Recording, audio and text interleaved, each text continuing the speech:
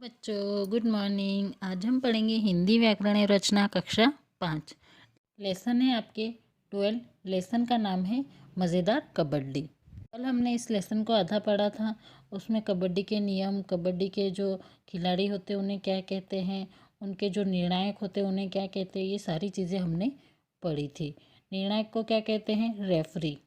और आउट का जो इशारा करते हैं उसे फाउल। विपक्षी पाले में जाने वाले खिलाड़ी को रेडर और पकड़ने वाले को कैचर कहते हैं, है ना। अब हम आगे पढ़ेंगे इसका तीसरा पैराग्राफ या तीसरा गद्यांश।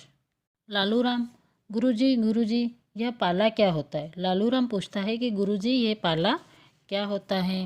तो उसको शारीरिक शिक्षक जवाब देते, आयु वर्ग आदि के नियमानुसार कबड्डी का मैदान, कबड्डी कोर्ट, जिसे क्या कहते हैं, कबड्डी कोर्ट होता है।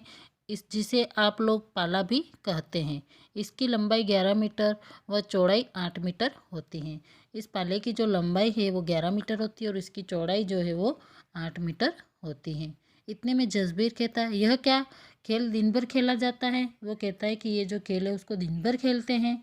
तो शारीरिक शिक्षक कहते हैं, नहीं, नियमानुसार हर खेल का समय निर्धारित होता है। जो आप खेल खेलते हो उसका समय निश्चित होता है। आपको वर्ग की कबड्डी में 15-15 मिनट की 2 पारियां व बीच में 5 मिनट का अंतराल होता है। जब आप कबड्डी खेलते हो तो 15-15 मिनट की 2 पारियां होती, जिसमें दोनों भाग के जो खिलाड़ी होते हैं वो खेलते हैं, या दोनों पारी के खिलाड़ी खेलते हैं। और उसमें बीच में जब 15 मिनट पूरे होते हैं तो 5 मिनट का ब्रेक होता है, अंतराल होता है। प्रत्येक टीम में 7-7 खिलाड़ी होते हैं। हर टीम में कितने खिलाड़ी होते हैं, 7-7। कितने होते हैं, 7-7। शकीना, गुरुजी बड़ा अच्छा लग रहा है। शकीना कहती है कि गुरुजी यह अच्छा लग रहा है, और भी आवश्यक जानकारी बताइए। और वो कहती है कि और आवश्यक जो जानकारी है वो हमें बताइए। शारीरिक शिक्षक, अवश्य, आप जैसे विद्यार्थी सबको प्रिय होते हैं, जिनमें ज़्यादा सीखने की लालसा होती है। वह अनुशासित और मेहनती हो। आप और प्रश्न करें, मैं बताऊंगा। गुरुजी कहते हैं कि आपके जैसे जो बच्चे होते हैं वो बहुत अच्छे होते हैं। उनको सीखने की जो इच्छा होती है वो मुझे अच्छी लगती है। आप प्रश्न करिए, मैं उसको आपको बताऊंगा कि उसमें क्या होता है ना। इसके जो शब्दार्थ है वो, पाला विपक्षी टीम का कोड, निर्धारित, निश्चित, अंतराल, खाली समय, आवश्यक, ज़रूरी, लालसा, इच्छा। इसमें पहला प्रश्न है आपके, पाला किसे कहते हैं। तो उसका उत्तर है, कबड्डी का मैदान कोर्ट या पाला कहलाता है। दूसरा प्रश्न, कबड्डी कोर्ट की लंबाई व चौड़ाई कितनी होती है। तो उसका उत्तर है, कबड्डी कोर्ट की लंबाई 11 मीटर व चौड़ाई 8 मीटर होती है। तीसरा प्रश्न, प्रत्येक टीम में कितने खिलाड़ी होते हैं। तो उसका उत्तर है, प्रत्येक टीम में 7-7 खिलाड़ी होते हैं।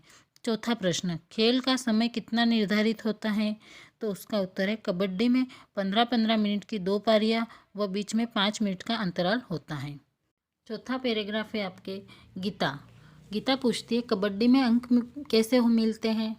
तो शारीरिक शिक्षक उसका उत्तर देते हैं, रेडर जितने खिलाड़ियों को छूकर वापस सुरक्षित अपने कोर्ट में चला जाए उतने अंक, या रेडर पकड़ा जाए तो 1 अंक। इसी प्रकार विभिन्न नियमों के अंतर्गत टीमों को अंक मिलते हैं।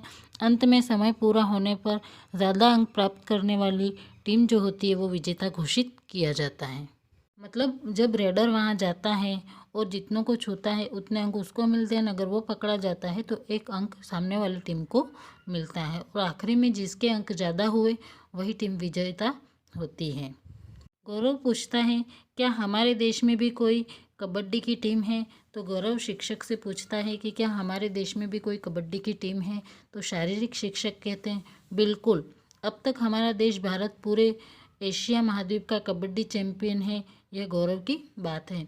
हमारा जो भारत देश है पूरे एशिया महाद्वीप में कबड्डी का चैंपियन है, और यह बात हमारे लिए गौरव की है, ऐसा शिक्षक उसे कहते हैं। अब आगे शब्दार्थ पढ़ेंगे। अंक मतलब नंबर, विभिन्न, अनेक, अंतर्गत, अधीन, ज़्यादा, अधिक, विजेता, जीतने वाला, महाद्वीप, द्वीपों को मिलाकर बना एक भूभाग, चैंपियन, प्रतियोगिता में सबको जीतने वाला।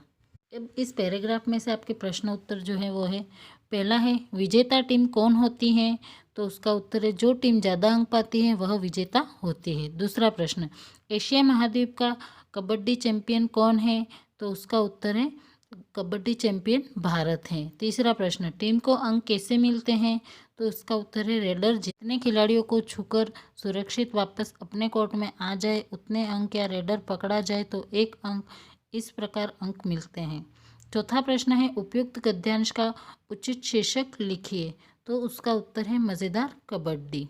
आगे 5वां गद्यांश है आपके, उसमें सलीम कहता है हमें पढ़ाई की तरह खेलों में भी आगे मदद व प्रोत्साहन मिलेगा, ऐसा सलीम शिक्षक को कहता है। तो शारीरिक शिक्षक कहते अवश्य अवश्य, कबड्डी ही नहीं वरन हर खेल आप खेल सकते हैं, जैसे फुटबॉल, हॉकी, कुश्ती, kho kho, badminton, volleyball, basketball आदि।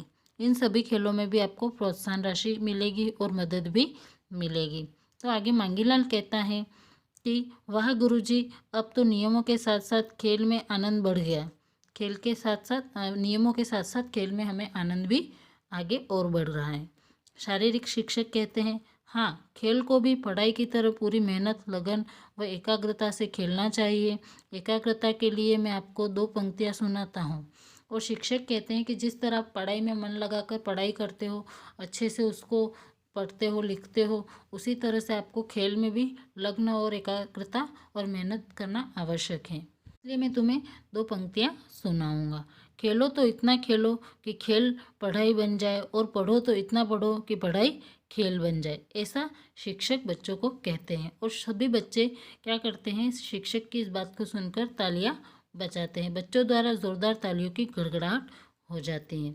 अब इसके शब्दार्थ, मदद, सहायता, प्रोत्साहन, बढ़ावा, मेहनत, परिश्रम, एकाग्रता, ध्यानपूर्वक। इसमें प्रश्न उत्तर है।